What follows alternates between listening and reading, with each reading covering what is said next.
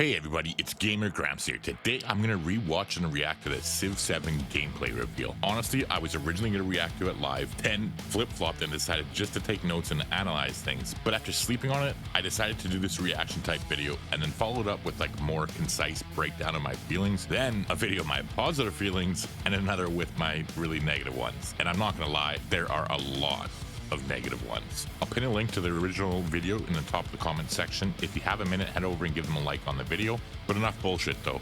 Let's just jump into this. I got my coffee. I'm all ready to go.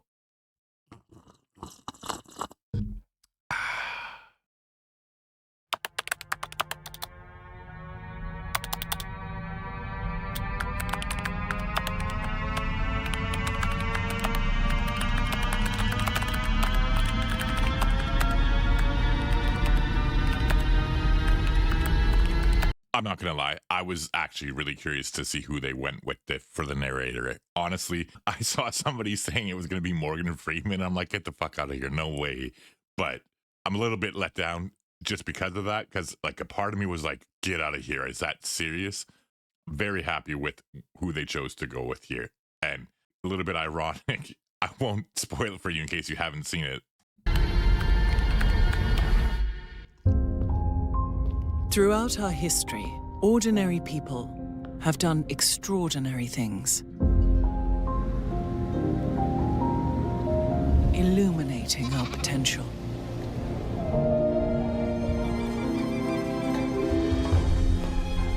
They inspired movements, created the impossible, and destroyed the indestructible. Ordinary people chose to change the world, chose to dream, to build, to hope, to always hope. And if there's hope for one of us, there's hope for us all. Now it's your turn to reimagine civilization and build something you believe in.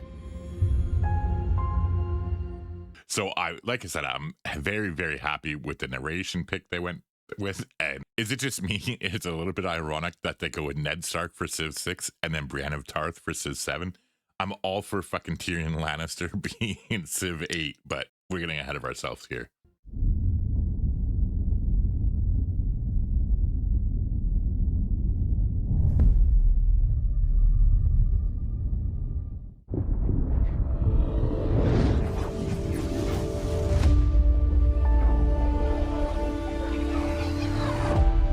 Hello, Civ fans.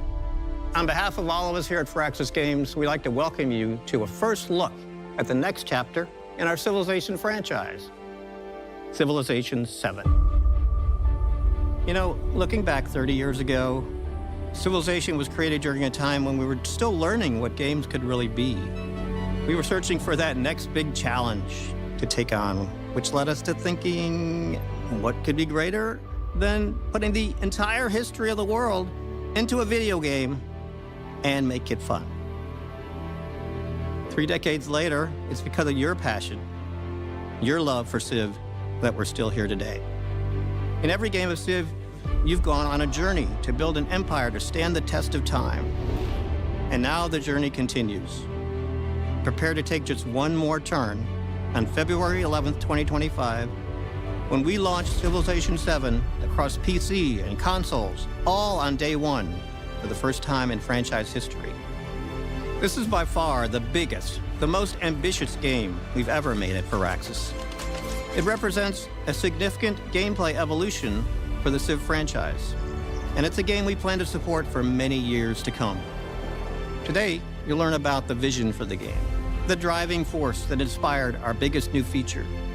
You'll see your Civ world brought to life like never before, and you'll discover why Civilization 7 promises to be a revolutionary new chapter in this franchise that we all love so dearly. Please enjoy. First thoughts, initial thoughts on that, it's fucking wonderful seeing the blast from the past, all that nostalgic shit in there, like the different freaking gameplay from the series over the years. And then I'm assuming this is like the headquarters of Firaxis or something, where they have like the chair and the computer and stuff. That was really neat.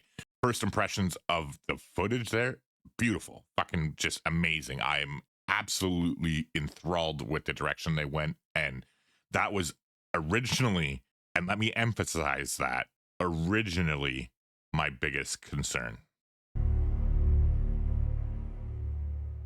Civilization is the foundation of Firaxis. Whether you've been playing since the MS-DOS days or have joined us more recently, we're so grateful for your continued passion and support. When you walk around our studio, you can feel the energy and excitement. You can see how inspired our people are to come in and build the next Civ game. Civilization is the ultimate historical strategy game. Your goal in Civ is to build an empire to stand the test of time.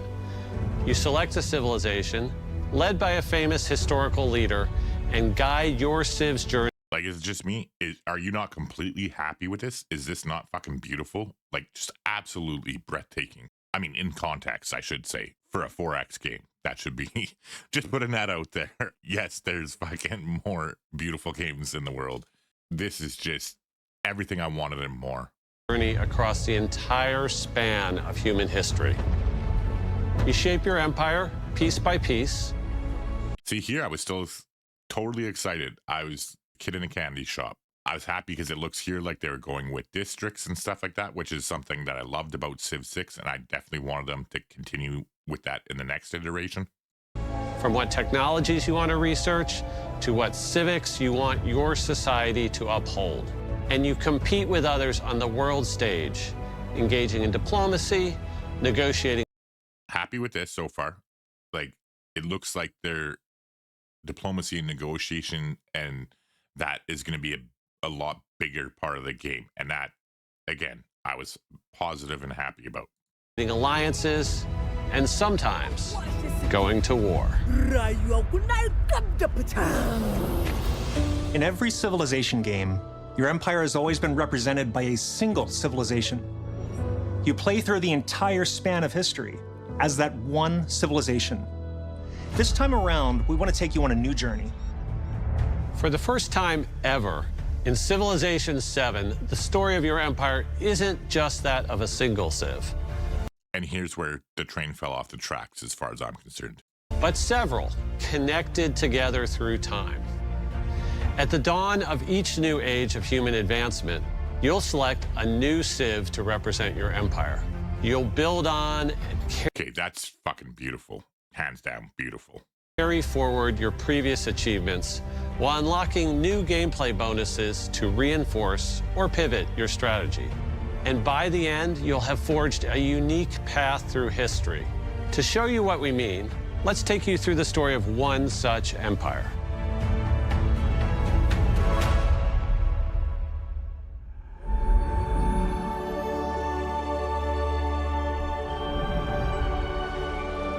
It is the dawn of a new age. The age of antiquity, where humanity begins to take its first steps into the annals of history. The great pharaoh, Hatshepsut, leads the civilization of ancient Egypt. Among the arid desert lands and a winding river, the seeds of our people are rooted in sand and water. To discover what treasures... See, like, here's where I started to just kind of get a little bit of a bad taste in my mouth. Is it just me? Does this not remind you of humankind? I'm not sure. Like, if you like that game, by all means, like, to each their own. Don't get me wrong. But I looked at it. I was originally excited about it. And then when I saw the actual footage of it and how it played, I was just like, wow, this is a bad copy of Civilization. And then now it really seems like Civ's almost doing a copycat of them, which was a bad ripoff of Civ originally. So I'm just kind of leery, I guess, would be accurate. and dangers lie beyond. A brave scout begins to survey and map the surrounding lands. As our population grows... By the way, I know her name is like Gwendolyn Christie or whatever it is, but forevermore she's Brienne to me, and that's what I'll always refer her to in all of my videos going forward. Anytime we're talking about narration, it's Brienne. And nothing personal. Hopefully it doesn't rub you the wrong way too much. A new granary is built to store food. See, this is what I mean. This right here feels like humankind to me. Like, I do not like the city overview look at all. And I know it says like work in progress, subject to change, but if this is their big reveal, I'm worried, really worried. When I first heard February 11th, 2025, I was just blown away and super excited. And now when I look at this and I think February 11th, 2025, I just, this does not look good to me. This does not look like something I want to like get into. Like I'm obviously going to give it a chance, but just at first impression, this is where I was like, are you fucking kidding me? Really? Like this to me looks unpolished. Like the rest of it's been so beautiful and majestic. This looks like humankind. Like I don't know how else to say it. And I mean that in the most negative way possible. Like this does not look polished. This does not look beautiful. This looks like the game we were just looking at took a shit and we're staring in a toilet bowl right now. For hungry mouths. Its location decided, a new district is formed. Like, see, again, it pops out and it looks beautiful, but the fact is, this game is all about micromanagement. You're micromanaging your cities, you're micromanaging your citizens, you're micromanaging the districts and everything. You're going to be in that city screen all the time. And that's what I'm going to be looking at all the time. Like that looks unfit. It looks like alpha gameplay. And if it is alpha gameplay, like I understand it says work in progress, subject to change. But if this is the gameplay reveal and the game's coming out, what, August 21st? I mean, if you've been around, you know math's not my strong suit. So let me look at this. We're going to do it by the old tested and true finger method. So September, October, November, December, January, February. So we are just short of 6 months away from the release of this game. And that is the city screen image, the UI that you're showing me. Ugh. And construction begins. With more food available, our people look to make improvements to the land. An ancient fruit, ripe for cultivating, is spotted. Dates will provide more sustenance for our citizens, and their sweetness will make the people happy. A plantation is constructed to harvest this valuable resource. Over time, our city continues to grow as more urban and rural development. Like, see, this looks beautiful. Like, wonderful. I'm so happy with the art direction. And then it's like now every time I go into my city, I'm just going to be met with that. Like, how can you go from like Civ 6 city management screen to that? It's such a step backwards in time that I just don't understand it at all. Like, I don't get the thought process that went into coming up with the UI for that city screen. And again, because you're always in your city, I'm always going to be looking at that. And I don't understand it. Spring forth. We pursue advancements in technology to serve the needs of our people. Breakthroughs in irrigation further enhance our food production, while sailing unlocks our ability to traverse the... Like, I'm just thinking about this further. I think they're trying to get like the nostalgic from like the people who hate Civ 6 and love Civ 5 and whatnot, and that's the kind of direction they're going. But you did that with your artwork and the leaders. Like, those are more realistic. Those are more like nostalgic, realistic looking leaders instead of like the cartoony, gimmicky animated things that they went with Civ 6, which I liked both. Like, I like the older stuff. I love Civ 6. So that doesn't bother me one bit. Like, I don't care. But the UI, I just, let's go. Nearby waters. It is now possible to journey further and expand our empire. With a deft hand, our scout travels along a navigable river. I was happy to see this because I really, really wanted this feature, and it just totally makes sense. Having rivers be roadways in the ancient era, like, and all throughout the game, obviously, but like, it just completely makes historical sense, and I'm glad to see they finally incorporated it in the game. Their tenacity is rewarded with the discovery of a breathtaking series of waterfalls. This natural wonder of the world attracts the imagination of our people, and brave settlers begin the long trek to claim new land for the Egyptian Empire. A new town is established near the majestic falls. A town starts from humble beginnings and is initially used to gather nearby resources. Perhaps in the future, this town will grow large enough to specialize and gain its own identity as a city. Our expansion does not go unnoticed. A foreign scout is spotted, revealing the existence of a nearby independent power. Initial hostilities are tempered over time.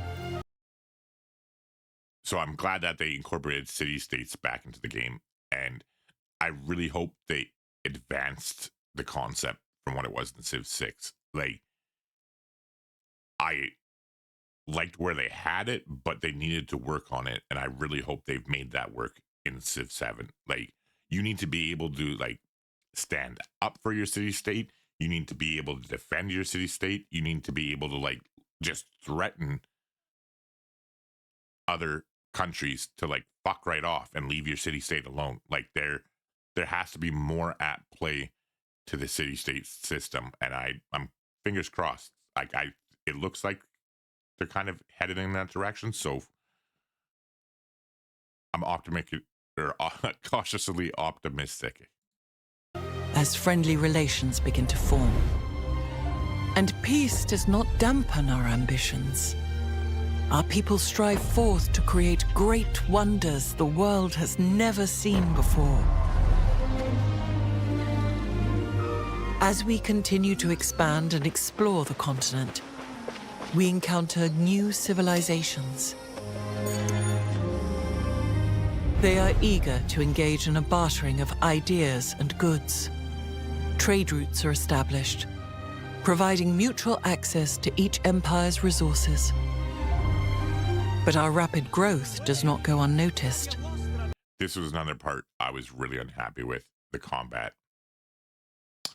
I was really hoping that they would advance the combat system in Civ 7 and make it significantly more interesting and more complex. And to me, this first brief glimpse does not appear to be that way. Our neighbors' ambitions rival our own, setting us on a collision course. War is no longer avoidable. A great army is raised, led by formidable commanders who spur our forces quickly across the land. See, this is what I mean. It looks like they've changed the combat system. So, like, until they do like a deep dive and show it off, I'll hold judgment. But this, to me, does not look appealing. Spears and arrows make way for iron swords and armor. The battles are fierce. We emerge victorious. An fabulam recte egi. But the challenges of this age have shaken our mighty Egyptian empire to its core. The world changes. We feel the pages of history turn as the age of antiquity comes to a close. A new age of human advancement approaches. The age of exploration. A new age brings forth new challenges and new opportunities. New technologies to research. New resources to acquire. See, like, again, that just reminds me so much of humankind that, I don't know. new lands to explore. But again, look at that artwork. That's beautiful. If we are to take on the challenges of this new age, we must adapt and select a new civilization to represent. See, like, look at this UI. This looks like alpha level UI. I don't mind the artwork being what it is there. It's just, this looks remedial. Our empire, one that is better equipped to take on the challenges of the exploration age. This new civilization. This is what I expect from Firaxis. Not this. This, not that. Builds on top of its past legacy, and our actions in this age will inevitably influence a future yet to come. As we evolve, so too do our neighbors.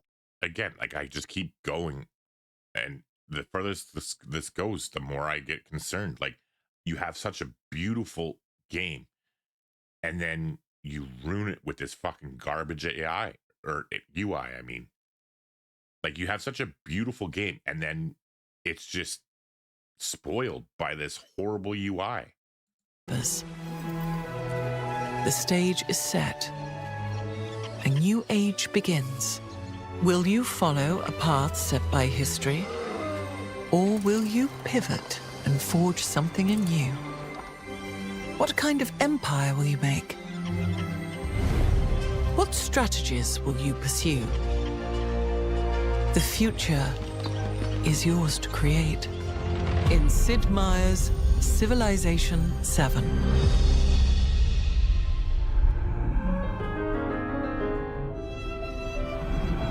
The journey of Hatshepsut, brought to life by our wonderful new narrator, Gwendolyn Christie, is just one potential path you can take in Civilization 7. This is made possible by our biggest new feature, Ages. Ages are inspired by a transformational idea for Civ, that history is built in layers. This idea is a way of understanding how civilizations have grown, changed, and evolved over time. Think of the first civilizations of the world as creating an initial foundation. As a civilization grows, new layers are added to that foundation in the form of things like technologies, schools of thought, and cultural norms. At some See, like, this is what has me worried, is that this reminds me of Humankind, and I fucking hated Humankind. But I have to have a little bit of faith in the direction of the team. Like, that's why I'm on the fence about it. Like, I don't want to be completely negative, because this is the team, like, they did so good with Civ 6. Like, Civ 6 Vanilla was what it was. It was a good game, but the amount that they improved from Civ 6 Vanilla to Rise and Fall was wonderful. And then the jump from Rise and Fall to Gathering Storm, even better. And then the direction they went with their leaders, with the leader expansion pack, and how, like, the unique features and customizations and the different, like, ways that they interacted with the gameplay and changed their experience, loved it. And that's why I'm holding back judgment. Like, and then clearly these are just initial impressions, right? We're going to be flooded with content. Like, for instance, Bose just put out like an hour-long, 20-minute long video about his experiences with it. And I talked to him and he's okay with me reacting to it. So I'm going to watch that. And I'm hoping that I have a better impression after watching that video, because, like, I trust his judgment. And so I'm looking forward to checking that out. But it's just, it's hard for me, because, like, I like the concept that the original concept here that it looks like they're going with. Like, I like the Ages. That's just hands down. I'm happy with that. However, and I like the concept and the thought process behind, like, okay, like, you, as the age shifts, your civilization evolves and you change. However, I just don't get what, like, I get that they're trying to bring, like, strategic choices and freaking make things interesting and shake things up, but it just really, really, really feels like a bland ripoff of Humankind, which was a bland ripoff of Civilization. And it just seems like we're fucking living in an upside down world.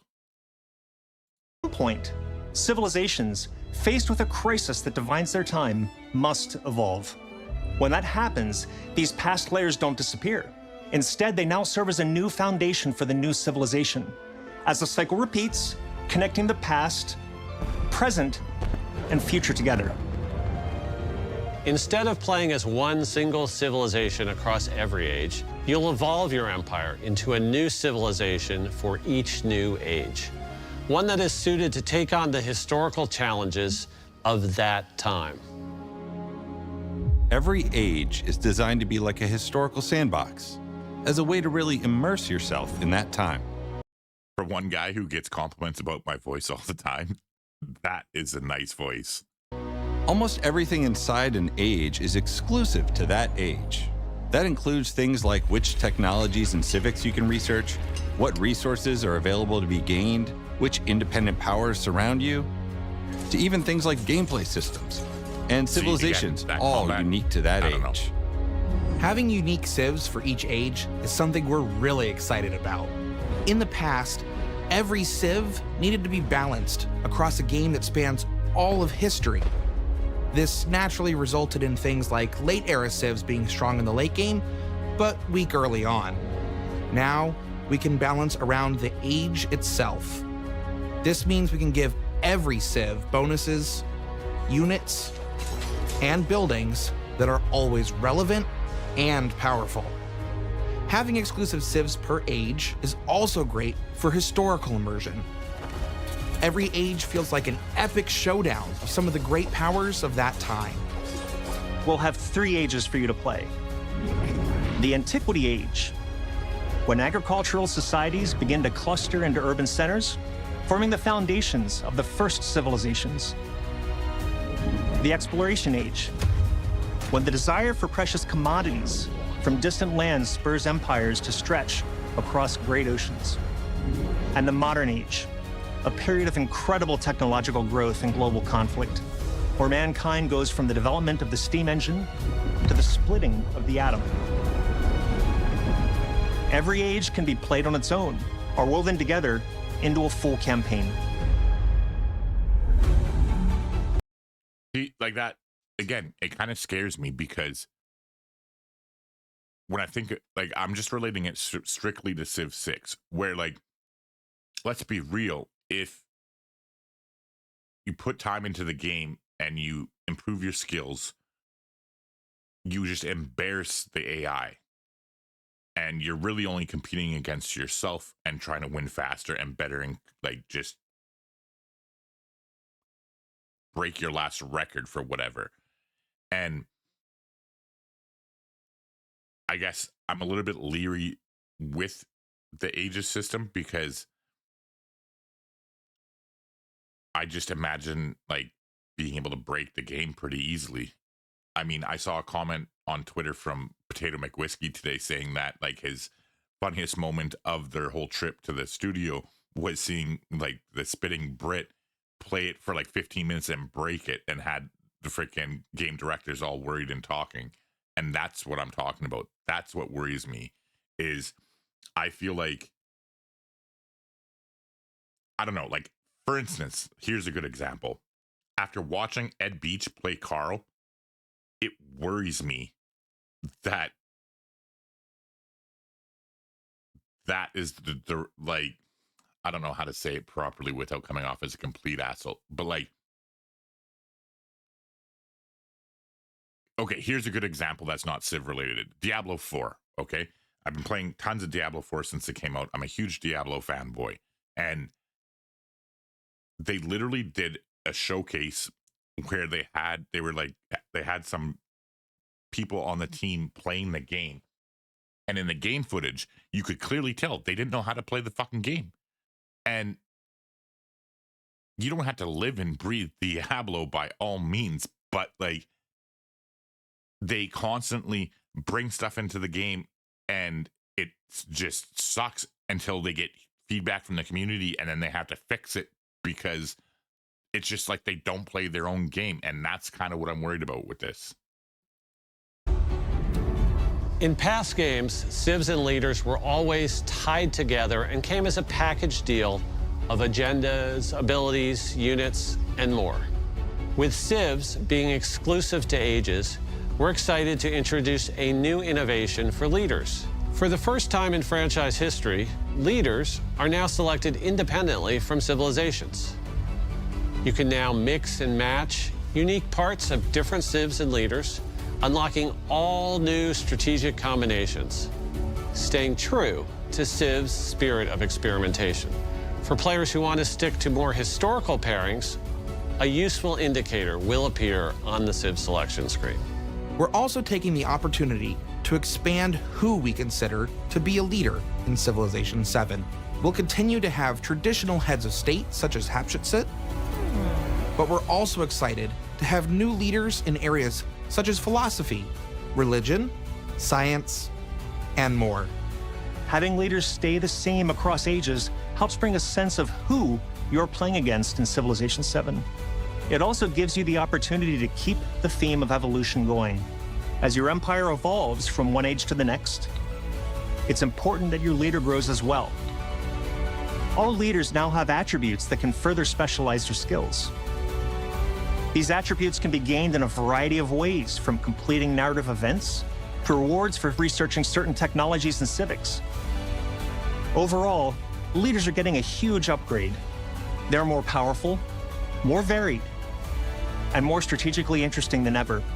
We cannot wait for you to discover your new favorite leader in Civilization VII.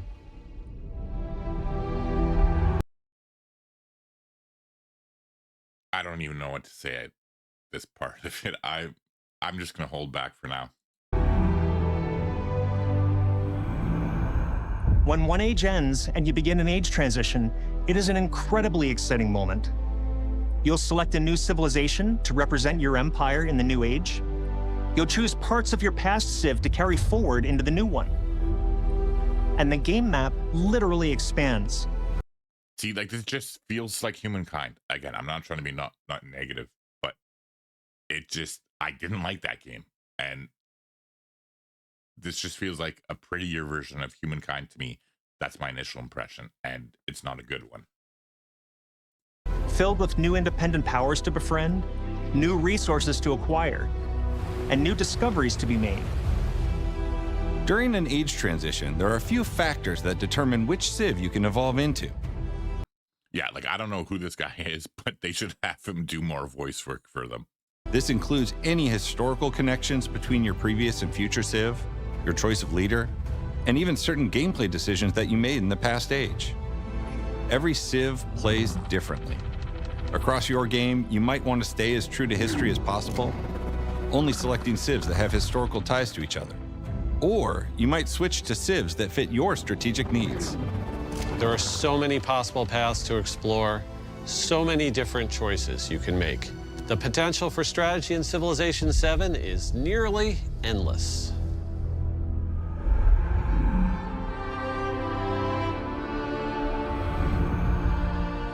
Something we hear often from players is about how when you play a game of Civ, you forget the world around you. Video games, more than any other medium, have this ability to completely immerse you in another universe. Whether it's through art, music, cinematic moments, or language, our goal is to bring your Civ world to life. Getting the look and feel for Civilization VII right is critical, so it's important to make sure we are capturing that through our art style. I spent a lot of time as a kid in museums, especially in the diorama sections, and being able to walk by and see these little miniatures that aren't moving, but there's a story told in them, was something that I always found intriguing. Technology changes every time we put one of these games out, and each time we put one out, we can do more. And we're at a spot in the industry now where we've just got a lot of tools and a lot of power under our belts to represent the entire world of civilization. Yeah, like, that's fucking fantastic. Like, just look at that. And if you don't like that, I don't know what to say to you. Like, to each their own, by all means. But really, though, how do you not look at that and just think it's fucking majestic? We're hoping that the players can look into this game, see the diametric detail on this, and tell their own stories that they've never told before. Everything is going to fit together in such a different way than it has in the past from Civilization, and I think it's going to give you a much more realistic version of the simulation that you're trying to create. We took a lot what we learned in the Civ 6 and learned from that, trying to open up some more spaces and everything. Jesus Christ. We adjusted the tone from 6 a bit, and I think it's what our fans are looking for, and I think it's going to be me. Like, seriously, just look at that. Hands down, like, hats off, fucking good job, straight up. a lot of fun for them. It's something that nobody else is doing, and nobody but Firaxis can do. Yeah, this was much needed. This is just amazing. But how do you pair this with the UI they went with? It doesn't match up to me. Like, unless they're showing UI that's like in the concept stage, which it very well might be, I don't know. But the fact that they're showing it like 6 months before the games come out, but the fact that they're showing this 6 months before the game's due to release, or just about whatever it is, that's what concerns me. Because how do you not have better UI than what they're showing here 6 months before your game comes out?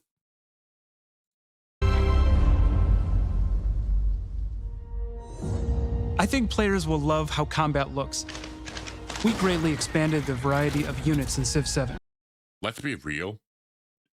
Nobody's going to see this. Like, nobody who plays the game, like the first playthrough or two, sure. But like, everybody plays with fast unit movement and fast combat. Or like, okay, maybe not everybody, but like the vast majority. So I don't know, maybe I'm missing something. Units now constantly engage one another. You'll see and hear the clashing of swords and steel. Units have a higher level of fidelity than ever before. Everything from the little parts and pieces and details on the armor set. Like, they look beautiful, like graphically speaking and art-wise, wonderful. It's the actual combat and the actual combat system that I'm concerned about. To the entire representation of a whole army on a battlefield. I feel like this is going to become your Civ. Like, this is the one. It has the look. It has the look. I don't know if it has the...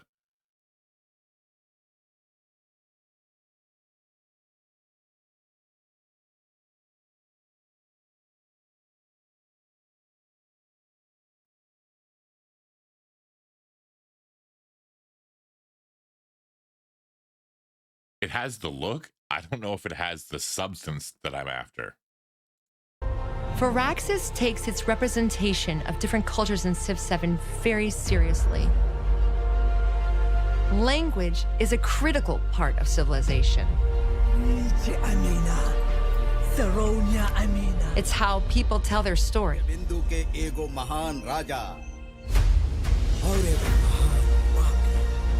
This is important because we are trying to teach through this game, and it's important to our players. They want to see their cultures represented correctly. In many cases, some players have never seen their cultures represented anywhere else. It brings great pride and joy to be able to see themselves included in the history of the world. Music also plays an important role in bringing out the spirit and essence of each civilization. Every Civ has its own theme, and we're excited to share that Chris Tin, who composed the Grammy Award-winning theme Baba Yetu for Civilization 4 and the main theme for Civilization 6, is returning for Civilization 7. And we can... Oh, great. So I can't use any of your in-game music for any of my content. Perfect. I'll get copyright strike. Perfect. I'll get a copyright strike. Well, no more Civ music for me again. Cannot wait for you to hear it. Today represents just an initial look at what's to come in Civilization 7. We have so much more to share, from gameplay deep dives to first looks at new leaders and civilizations, to what you can expect from Civ 7 post-launch. Sid Meier's Civilization 7 releases on February 11th, 2025, and is available to pre-order today. I am going to pre-order. Like, I'm not gonna not do it. But I've never felt so leery about pre-ordering before from them, because if I pre-order and I end up playing Humankind just prettier, I will be a very, very unhappy camper. Players who pre-order Civilization 7 will receive the Tecumseh and Shawnee pack. And if you haven't already, be sure to create a 2K account and sign up for our Civ newsletter to receive the latest updates. Doing so will unlock the exclusive Emperor persona for Napoleon and Civilization. Happy to see Napoleon's in the game. That, like, is a big plus for me. Civilization 7. And as a special thank you, if you use that same 2K account to play Civ 6, you'll automatically unlock Napoleon's revolutionary persona in Civ 7. Check out our website at civilization.com for full details, and be sure to follow Civ for all the latest. We hope you enjoyed this first look at Civilization 7. The entire team at Firaxis has been working very hard to make sure we deliver a game that gives you more reasons to take just one more turn. As we welcome Civ 7 into the Civ family, I think back to the legacy of Civilization, the 30 years of development, refinement, iteration, exploration, of the millions of players that have contributed, of the billions of hours that have been played. I'm so proud to be here for this moment, welcoming Civ 7 into the family. February 11th, 2025 isn't too far away. We're excited to be taking this journey with you. All right, well, there you go. That was it. You clearly got my thoughts on it. What do you think? What are you worried about? What are you happy about? What are you looking forward to? I'd love to talk to you down in the comments there. If you haven't already, do me a favor, leave a like on the video. Clearly, by now, you should realize I'm special and I need all the help I can get. But with that being said, I'm just going to shut up now. So hopefully I'll see you in the next video.